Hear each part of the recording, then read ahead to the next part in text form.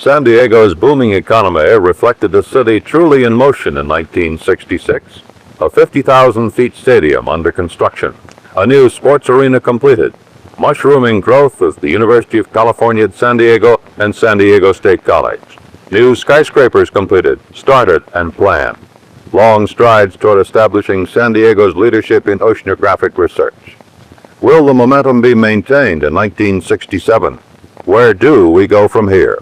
For the answers, we ranged over the broad spectrum of activities that touch the lives of every San Diegan. Keystone of the county's manufacturing complex is its great aerospace and electronic industry. Rohr Corporation, whose Chula Vista factory now has more employees than any other single civilian activity. Convair, Ryan, Solar, and their numerous subcontractors. At Rohr, we look forward to a very busy year in 1967.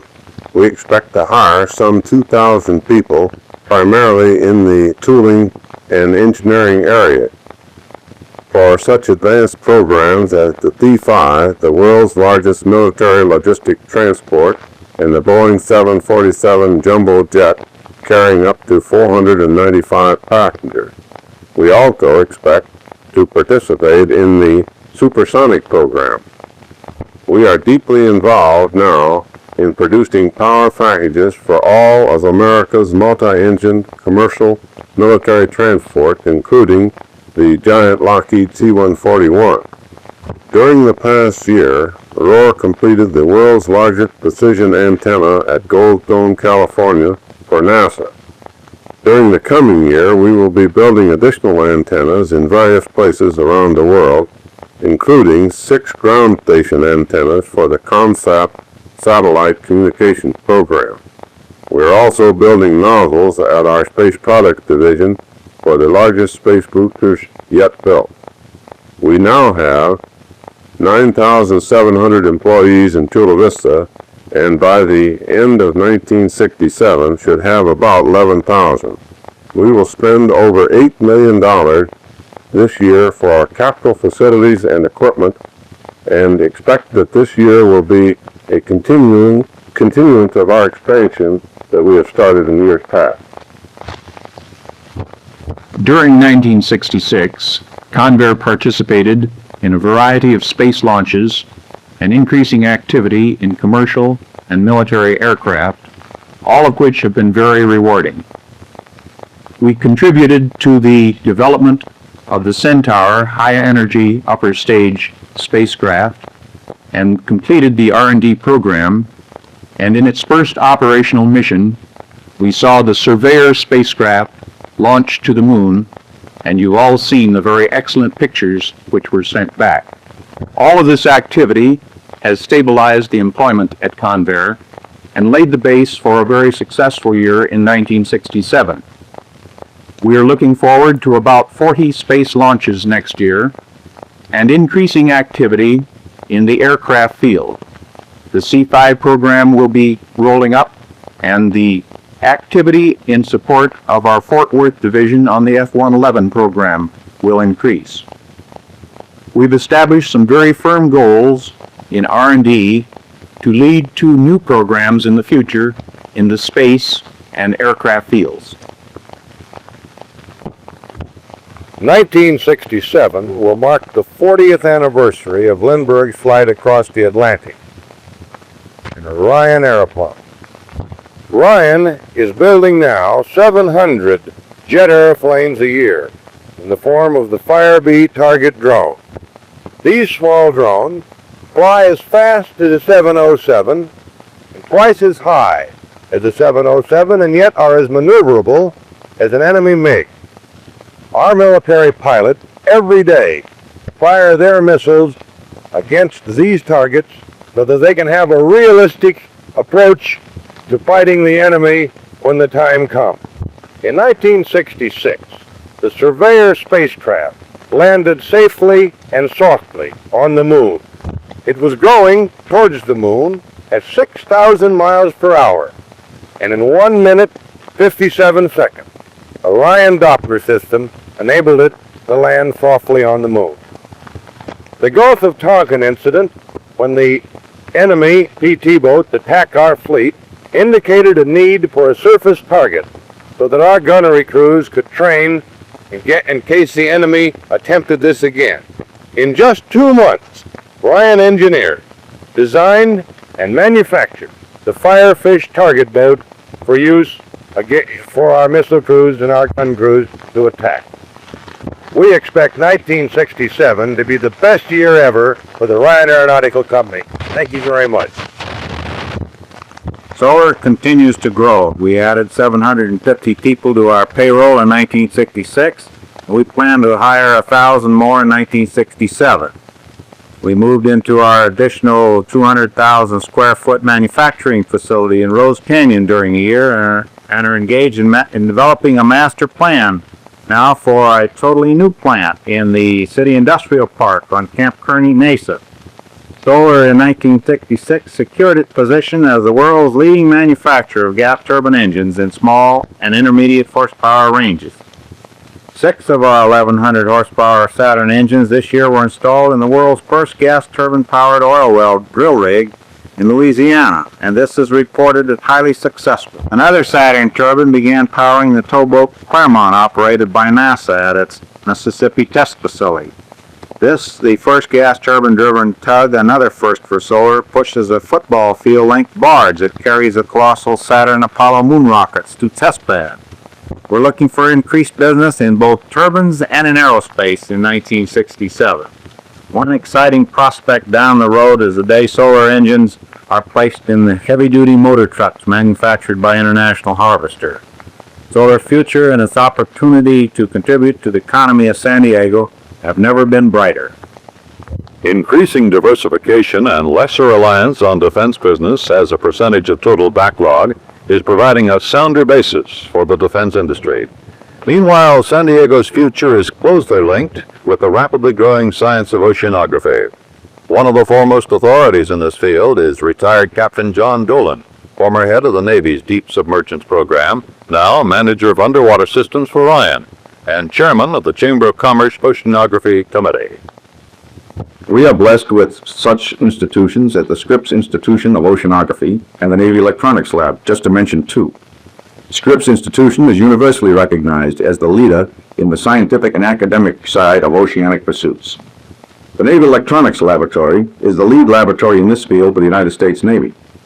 The second area of effort, government interest, is clearly in evidence with the Navy's decision to establish the operational headquarters of its Deep Submergence Group and the Man on the Sea, or diving program, here at Fallas Point. The eyes of the world will again be on San Diego in 1967, when the Navy's Sea Lab 3 experiment is launched from its San Diego headquarters. There is no question about the third area of coverage, namely community interest. I am honored to chair the San Diego Oceanographic Development Committee, a Chamber of Commerce activity.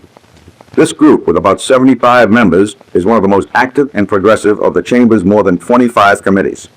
The fourth and final requirement for leadership is that of industrial support. The fact that some 63 companies with oceanic interests today exist in San Diego County attests to our capability in this field. And this list is growing almost month by month. Advances in medicine, biology, and nuclear research will continue in 1967 at such world-renowned San Diego institutions as the Salk Institute for Biological Studies and the General Atomic Division of General Dynamics Corporation. The research at the Salk Institute is helping to unravel the molecular basis of life and of human disease, and this will lead before too long into studies of the molecular basis of human behavior. We recently took occupancy of our permanent laboratory, and we are now moving ahead with our long-range academic plan for the Institute. As this plan is financed, finding the money is becoming an increasingly critical problem in all science these days. It will open up our research in science of the brain and the central nervous system. New investigators will be joining the Institute next year, ranging from young postdoctoral fellows in the United States, Europe, and Asia, to Professor André Lavoie, recent Nobel laureate, who will be a visiting fellow at the Institute for 6 months. The immediate opportunity is for a joining of the molecular biologists with those scientists whose main experience has been in what we call human biology. During the coming year, we are confident that research here will help move us steadily ahead in finding cures for the diseases which have been besetting man. There are now about 2,000 of us here at General Atomic, an increase of about 10% during the last year, and we expect to add a few more to our staff during 1967. Power generation at Peachbottom, our most advanced HTGR nuclear generating station, is expected shortly. Design work will also proceed here for a larger, more advanced HTGR nuclear generating station, which General Atomic will build for Public Service Company of Colorado's. This plant will use a concrete pressure vessel, such as you see here in TED. We foresee additional progress with the zinc air battery, which is being developed for motive power application, and with the reverse osmosis process for reclaiming brackish and saline water. Indications point to continued worldwide interest in our trigger research reactors, which now are in use or are planned at 38 locations around the world. Achievement in 1966 by scientists working on the Controlled Thermonuclear Research Program may lead to further advances in this search for a new source of energy. One of 1967's most dramatic developments will be the completion of that 50,000-seat multi-purpose stadium in Mission Valley. It'll be the home of the San Diego Chargers and an important selling point in bringing Major League Baseball to our town. If 1967 brings half the sports success of 1966, we are truly in for a great sports year. There is no doubt that the tremendous popular vote of the city of San Diego for this beautiful new stadium was a turning point in San Diego's Major League future. Not only from a sports viewpoint, but also produced a rallying point for our present and future economic success. Cities like people need motivation to produce greatness. So we who are close to the sports picture like to feel that the stadium has provided San Diego with this motivation. Remember that a large side benefit from sports is also a business, and that it adds appreciably to our economy. Everyone asks, will we have Major League Baseball in 1967? And the answer is no. Even if we had a team, they would have no place to play until 1968. But 1969 looks like a great year. Baseball people talk of 1969 as the year of expansion, and I know we're at the top of the list. All of us pledge to keep our quest to get a Major League franchise. Remember, 1969 is not too far away, and what a great, great birthday gift it would be on our 200th birthday. Solid evidence of the faith in San Diego's future is the magnificent new multi-million-dollar sports arena, one of the few ever built in this country with private funds. We are extremely pleased with the initial reaction and enthusiasm of San Diego to the new sports arena. The attendance we have had for the first few games of the San Diego Gulls Hockey Club has created considerable interest throughout the nation and has generated a great deal of enthusiasm regarding a possible National Basketball Association franchise for San Diego in the near future.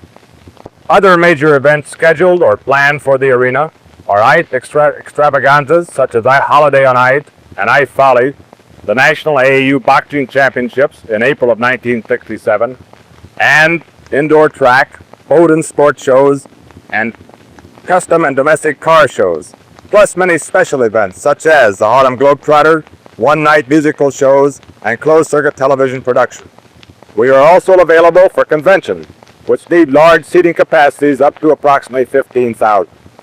1967, which will be our first full year of operation in the arena, will provide San Diego with a wide variety of sports attractions and entertainment features. The bedrock of San Diego County's economy for years has been and will continue to be its constantly expanding military establishment. The Vietnam War sent the total Navy and Marine Corps spending in San Diego County over the $1 billion mark for the first time in 1966. as increasing numbers of young men receive their basic and advanced training here. The facilities to accommodate them are mushrooming at bases throughout this area. Our construction program in San Diego County has averaged about $30 million per year. It is expected to reach this figure in 1967. Many important construction projects are now underway in the San Diego County area. One fine example of this is the $2.5 million mess hall being built at the Naval Training Center. 15,000 sailors can be comfortably fed within a 90-minute period. At the Fleet Anti-Submarine Warfare School, Navy students eat in comfort in a newly completed mess hall and live in a new barracks which they have affectionately dubbed the Blue Hilton. Now you can see from these examples the great emphasis that the Navy has placed in the messing and berthing of the sailorman of our modern Navy as we move ahead in 1967. San Diego's future prosperity will depend in great measure on how it uses one of its single greatest natural assets, its harbor, where major developments are scheduled in 1967. We're down here at the 10th Avenue Marine Terminal, which is the center of our marine commercial activity in the Port of San Diego. This terminal is the most modern on the west coast of the United States and is doing an excellent job for the citizens of Greater San Diego in bringing commerce to our community. We have here one of the most modern bulk loading operations on the west coast. We have just completed this year Warehouse C, which is 300,000 square feet of space, which is one of the most modern warehouses anywhere on the west coast. This virtually completes the modern development here at 10th Avenue, and this is the reason that we're going to begin development of the 24th Street Terminal located in National City early next year in 1967.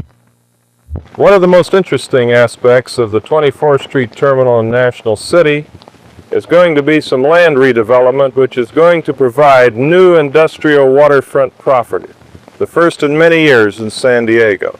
And this is going to be converted into jobs and greater prosperity for our city. The big event of 1967 is going to be the dedication and opening of the new passenger terminal at Lindbergh Field. 1967 will be our first 2 million passenger year in San Diego. About the time that the new Lindbergh Field passenger terminal is placed in operation in the first quarter of 1967, some very exciting things are going to be happening on Harbor Island.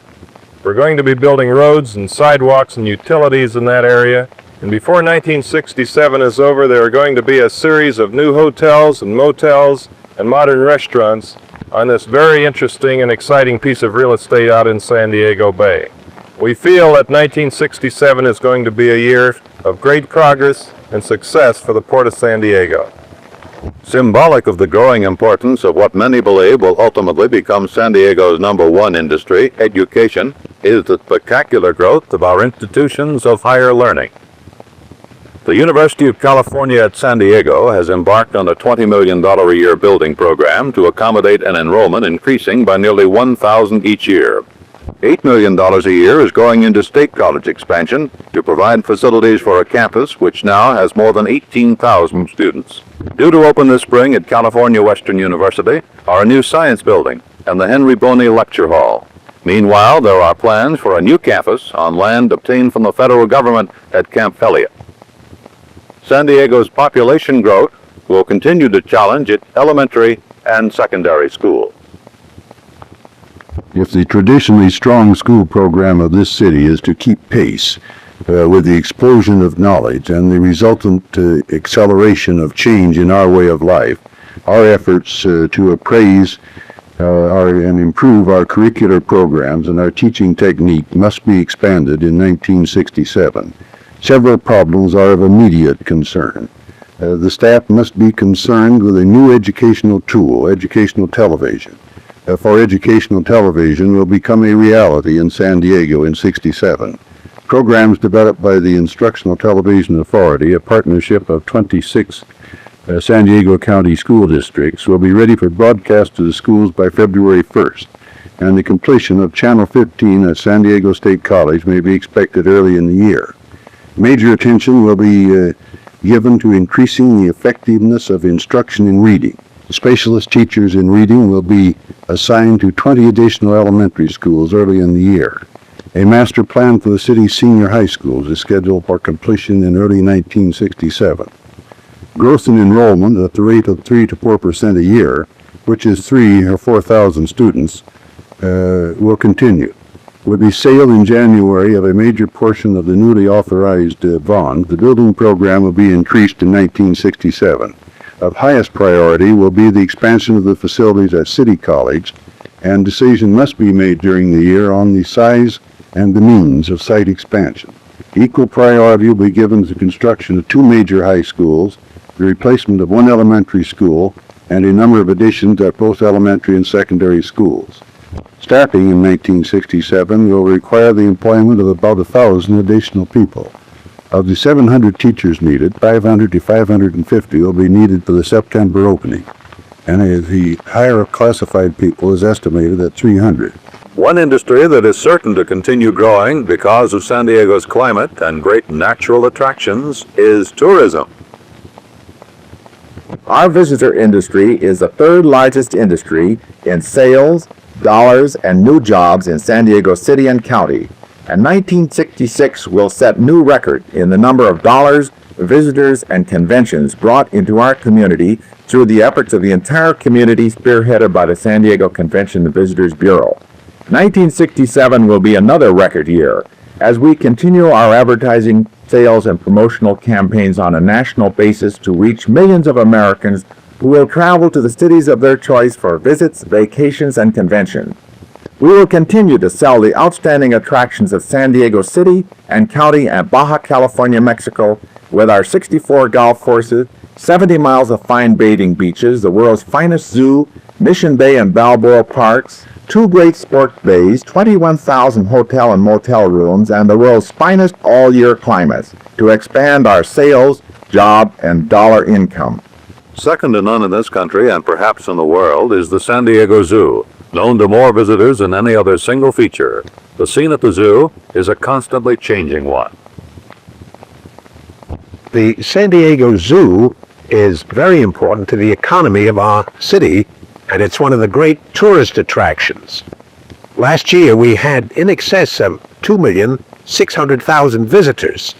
In the first third of the year, our attendance has climbed 8% over the same period a year ago. Perhaps most important are the capital improvements we are planning in the zoo. In the last year, we have spent well over $1.5 million for capital improvements, half of it from earned income, and more than half, perhaps, from the auto bequest.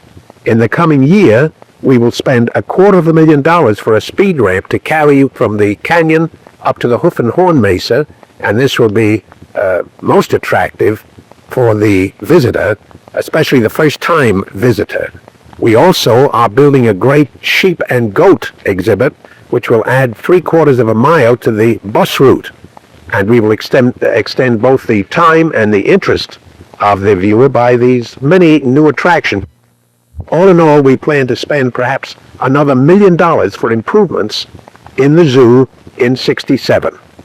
We look forward to a great climb in attendance and in our program of bringing in the tourists from around the world to our city of San Diego.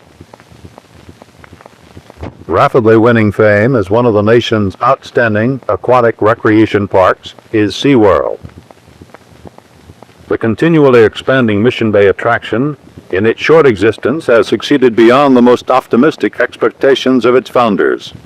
SeaWorld takes advantage of its setting in Mission Bay, developed over the past 20 years as an unparalleled water recreation area. In the midst of the 1966 boom, there has been one dark spot on San Diego's economic horizon, The construction industry. It has been hampered by tight money and high interest rates. Overall, however, San Diego is expected to have a bright year in 1967.